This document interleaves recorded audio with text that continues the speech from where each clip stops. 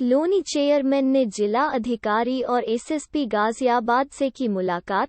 मेरे और मेरे पति मनोज धामा पर लगाकर फर्जी मुकदमे दर्ज होने व उत्पीड़न के संबंध में एक ज्ञापन सौंपा है।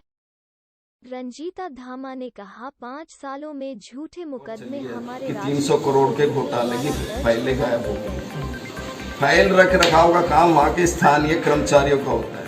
स्थानीय अधिकारी जो नगर पालिका को चला रहे हैं वर्तमान में भी, उसका ऑडिट भी होता होगा।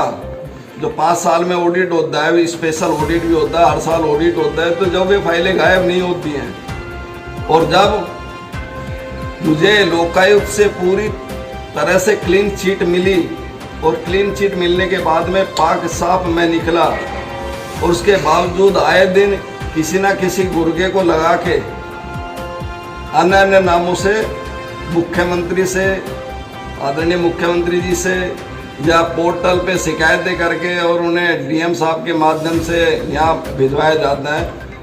और ये बड़ा सोचनीय विषय है कि मेरा नाम घसीटा गया उसमें और मुकदमा दर्ज हुआ। तो उससे मैं बहुत जो वजह है उसे आप किस वजह से क्या मानते हैं? वजह हम लोग का राजनीतिक शोषण करने का प्रयास किया जा रहा है। हम लोगों का राजनीतिक शोषण किया गया पिछले लगभग 4 साल के अंदर। जिस तरह से हमारी अपनी सरकार में, जब मैं भारतीय जनता पार्टी में था, नगर पालिका की अध्यक्ष रंजीता धामा जी भी भारतीय जनता पार्टी के टिकट पर चुनाव जीत के आई, और तब से लेकर अब तक लगभग हम लोगों के ऊपर दर्जनों फर्जी मुकदमे दर्ज हुए।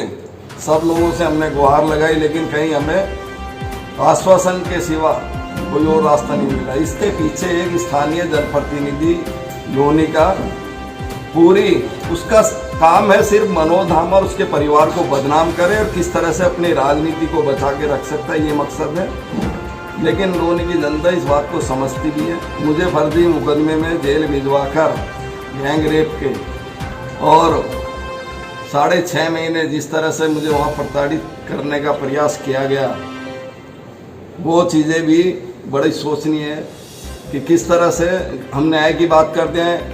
उत्तर प्रदेश में लोकप्रिय सरकार बताने वाले लोग कि उत्तर प्रदेश में लोकप्रिय सरकार है, लेकिन मुख्यमंत्री जी तक ये बातें गई कि नहीं गई। हम लोगों ने प्रयास भी किया, हम लोगों ने और अन्य संसाधनों से भी, अपने अन्य माध्यम से भी प्रयास किया, लेकिन वहाँ सच्चाई जानने के बावजूद भी अधिकारियों ने जिस तरह से हमारे साथ में, यहाँ कोई भी हमारे खिलाफ जाएगा और मुकदमा दर्ज हो जाएगा, कोई तहरीर दे दे, तो कब्जे हो रहे हैं।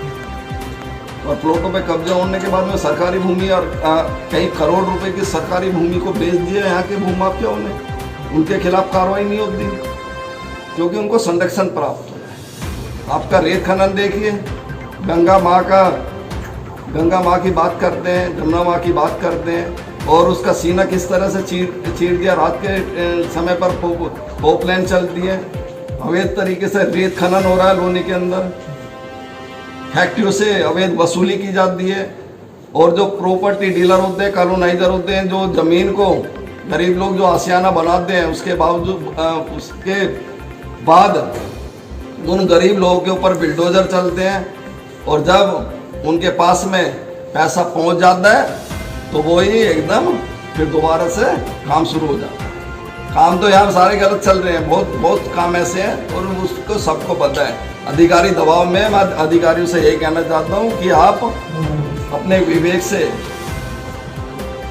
काम करें, और नहीं तो सब्र का बांध एक ना एक दिन टूटेगा। ऐसा ना हो कि परिस्थितियाँ, हम लोग भी ऐसा कोई कदम उठाने के लिए मजबूर हो जाए। अगर हम लोग को इतना प्रताड़ित और मजबूर किया गया तो हम सामूहिक रूप से आत्मदाह करेंगे, और इसकी अगर हम लोग आत्मदाह करते हैं अपने परिवार, अपने बच्चों के साथ, तो उसके जिम्मेदार यहाँ की स्थानीय सरकार होगी, यहाँ के स्थानीय अधिकारी होंगे, क्योंकि हमें बहुत ज़्यादा इस चीज़ को लेकर प्रताड़ित किया जा रहा है। सब्र किसी सीमा तक होता होगा।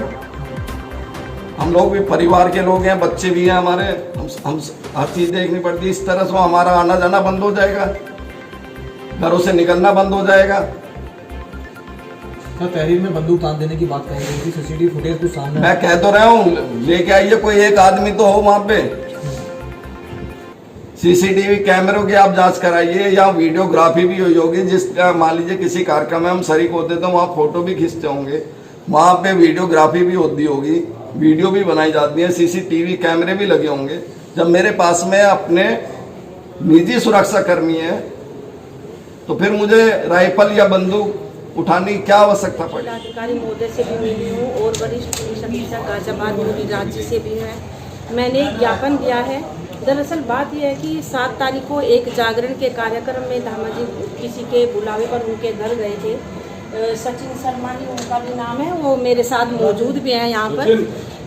धामा जी वहाँ पर गए और उनके खिलाफ 2 दिन बाद मुकदमा लिखवा दिया जाता है कि मनोज धामा ने मेरे ऊपर पिस्टल तानी, मुझे धमकी दी कि तुमने फाइल गबन करने का जो मेरे ऊपर मुकदमा लगवाए या अच्छा नहीं। तो इस तरह का झूठा मुकदमा उनके ऊपर फिर लिखवाया गया है, जबकि धामा जी की उनसे बातचीत भी नहीं हुई। वो तो उनके वहाँ पर जो सीसीटीवी लगे हुए थे सब कुछ वहाँ पर जांच भी हो गई थी, लेकिन ये झूठा मुकदमा भी 7 तारीख को लिखवाया गया है। कौन लिखवा रहा है? ये एक किसान यूनियन का जो फर्जी नेता है सचिन शर्मा, उसके द्वारा लिखवाया गया है। लेकिन इसके पीछे का असली जो मास्टरमाइंड है, हमेशा से जो इस तरह के मुकदमे हमारे ऊपर लिखवाता आया है, वो लोनी विधायक नंदकिशोर गुर्जर है, जिनके कहने पर हमारे ऊपर ये एक नया मुकदमा लिखवाया गया है, ताकि हमें यहाँ से इतने मुकदमे इनके ऊपर लगवा दिया जाए कि इनको जिला बदर कर दिया जाए और इनको राजनीति से दूर कर दिया जाए। ये इस तरह के षड्यंत्र वो हमेशा हमारे खिलाफ रचते रहते हैं। आखिर विधायक नंदकिशोर गुर्जर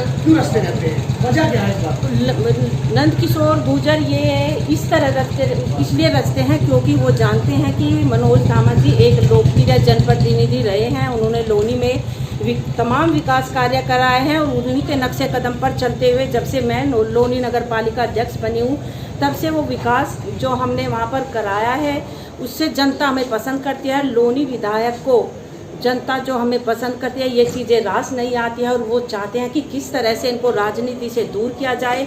और जो उनके कार्य है, एक बड़ा कारण हमें राजनीति से दूर करने का ये भी है कि एक तरफ तो वो कहते हैं कि मैं भारतीय जनता पार्टी का विधायक हूँ, दूसरी तरफ जो जितने भी वहाँ पर ज़मीनों में प्लॉटों पर कब्जे होते हैं उनके पीछे भी लोनी विधायक का ही हाथ रहता है और उन्हीं के संरक्षण में ये वहाँ पर सब कुछ फलीभूत होता है। तो उनको लगता है कि कहीं ना कहीं हम उनके इस तरह के काम में भी उनके बीच में रोड़ा बनते हैं। पार्टी से शिकायत क्यों नहीं करते इस बात की? पार्टी से देखिए, पहले मैं भी 4 महीने पहले तक भारतीय जनता पार्टी में ही थी और मैंने तमाम जगह अपनी शिकायतें दी थी, लेकिन पार्टी ने कभी कोई संज्ञान नहीं लिया। और मुझे लगता है कि ये जो लोनी विधायक है इसको बेलगाम छोड़ दिया गया है। और मैं आपके चैनल के माध्यम से माननीय मुख्यमंत्री जी उत्तर प्रदेश योगी आदित्यनाथ जी से भी अनुरोध करना चाहती हूँ कि या तो अपने इस लोनी विधायक नंदकिशोर गुर्जर पर लगाम लगा ले, और अगर लगाम नहीं लगाएंगे